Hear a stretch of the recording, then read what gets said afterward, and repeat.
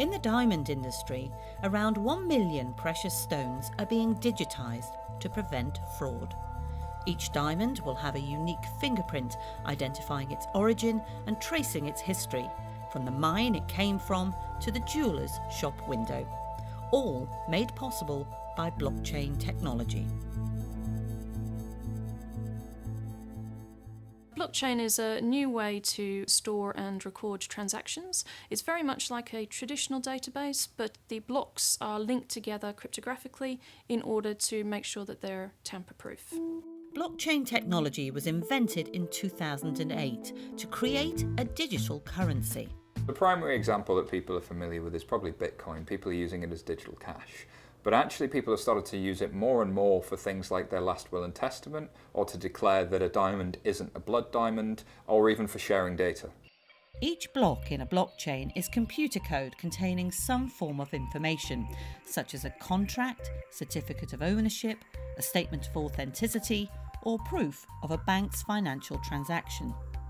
But each block of information in this computer database is securely connected or chained to the other through a digital signature. If you're trying to send money to relatives, it can take 3, 5, sometimes more days to move the money. And that's because we have to be very certain about where's the money gone to. Before, technology didn't allow us to do that quickly and cheaply. With this technology, it would be faster and cheaper, and it would be more secure because the bank has to digitally sign it and would have an audit trail of every transaction that's ever happened. As new information is added, the length and complexity of the blockchain increases, and the computer database gets bigger, with more and more people a part of it. But if someone makes an unauthorised change, everyone else in the chain can see where it happened and agree whether the change is valid or not. For example, you and I could decide that I was going to buy your house for £1,000, and instead of hiring a lawyer, we could actually decide together that we would register that onto a blockchain. So we would record a contract onto the blockchain that would indicate I have agreed at £1,000 on today that I would buy your house. It would give you a public ledger that would be transparent, and anyone could see that I had agreed to pay this. I couldn't go back at a later date and change it to be £500. And we could also do things like transfer the ownership through the title deeds and those kind of things, and that would all be publicly registered in the blockchain. A distributed ledger is something that allows us to produce a tamper-proof record of transactions onto a public ledger. It's very, very similar to how an accounting ledger works, but actually the idea behind a distributed ledger is we get rid of the middleman.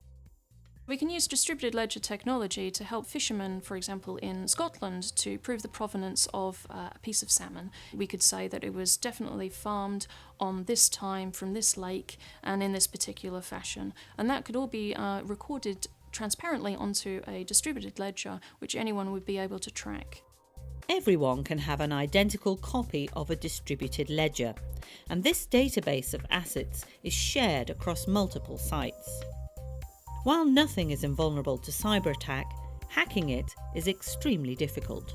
If you had a distributed ledger with 1,000 computers on it, and you had stored a contract into that ledger, someone wanted to come in and hack and change some of the information on that. In order to do that, they couldn't just hack your computer. They would have to hack every single other person's computer at the same time and change exactly the same piece of information. The technology could also help small-scale farmers, for example by registering the availability of their produce on a blockchain. It could allow them to create economies of scale and guarantee a supply chain to large-scale customers. Within government, there are a number of potential applications for distributed ledgers that could revolutionise the way it works and the delivery of public services.